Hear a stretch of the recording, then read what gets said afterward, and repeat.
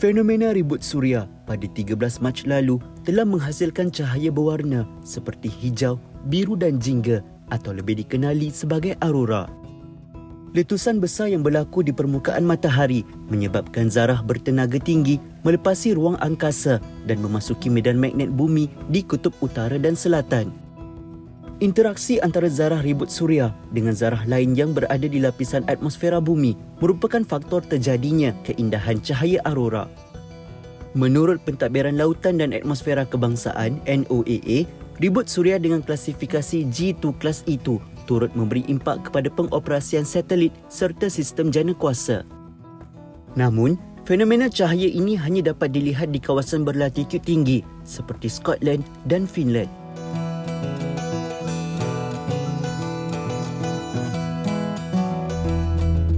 Sementara itu di Sepanyol, ribut yang membawa debu dari padang pasir ke bahagian selatan negara itu telah mengakibatkan langit di beberapa wilayahnya bertukar jingga. Debu serta udara panas yang merebak dari gurun Sahara sehingga Laut Mediterranean disifatkan sebagai luar biasa dan sangat berbahaya oleh Pusat Kaji Cuaca Sepanyol.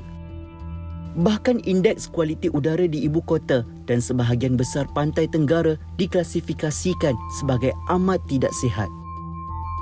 Udara itu boleh mengakibatkan kesukaran untuk bernafas, batuk serta serangan asma yang akan mengancam nyawa.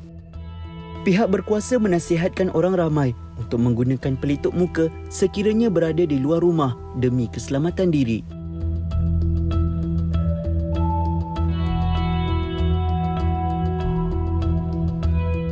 Baik, itu antara rangkuman luar negara yang kita paparkan. Dan ini kita nak kongsikan di medsos di dalam negara kita. Betul. Setakat semalam saya pasti ini telah pun dikongsikan oleh keseluruhan rakyat Malaysia di media sosial. Akhirnya pengeluaran RM10,000 daripada KWSP diluluskan kerajaan dalam sidang midahas dikatakan oleh Perdana Menteri. Keputusan itu berdasarkan penilaian hasil kajian secara menyeluruh dalam kalangan rakyat yang masih terkesan dalam sudut ekonomi, kehilangan pendapatan dan sedang membina kehidupan. Dan sudah tentunya ini adalah keputusan yang cukup sukar dikatakan kerana membabitkan simpanan hari tua rakyat dan pengeluaran khas ini adalah jalan tengah dalam mengimbangi antara keperluan mendesak hari ini dan juga simpanan masa hadapan. Jadi dengan kataan ataupun penegasan itu, saya pasti rakyat juga kena caknalah adakah sebenarnya perlu untuk kita keluarkan RM10,000 itu. Sebelum ni kan banyak dapat respon kan, pelbagai respon kata nanti bila kita dah capai usia yang sepatutnya keluarkan duit, tak ada duit. Terpulang kepada kalian sejauh mana kepada mereka yang rasa memang kewangannya tidak cukup dan terkesan hebat disebabkan oleh COVID-19 ini, mungkin mereka lah golongan yang sepatutnya ambil kan. Betul. Kalau yang masih lagi okey, selamatkan dulu dan sebagainya. Ada perancangan yang tertentu untuk kita masa depan kita kan. Kata kuncinya lah perancangan kan. Okey, dan seterusnya kita nak kongsikan berkenaan ini gempa bumi kuat yang berlaku di pantai timur Honshu, Jepun 10.35 malam tadi, 7.4 pada skala Richter. Ini yang berlaku di Honshu katanya. Pastinya ini katanya ada yang kata boleh memberikan tsunami kan dan sebagainya, tapi alhamdulillah tak ada lagi memberi kesan untuk menimbulkan tsunami. Jadi pastinya kita tahu negara Jepun ni antara negara yang kerap berlakunya gempa bumi.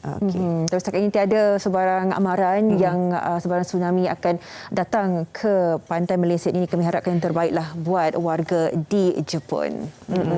Dan bukan itu saja, kita juga memberikan angka terkini bagi COVID-19. Ini dia, kes baru meningkat. Ini.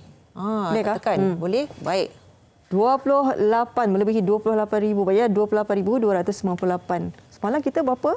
26 kan, naik sikit lah kan. Ya, namun kita melihat angka yang disahkan semakin hari semakin naik, hampir mencecah 4 juta kes, 374 pesakit dalam ICU dan kita juga melihat angka kes sembuh yang agak tinggi juga. Jadi kita masih belum akhir perjuangan kita. Kita harapkan walaupun kita memasuki fasa endemik atau peralihan endemik ini, kita cakna dengan apa yang perlu kita lakukan.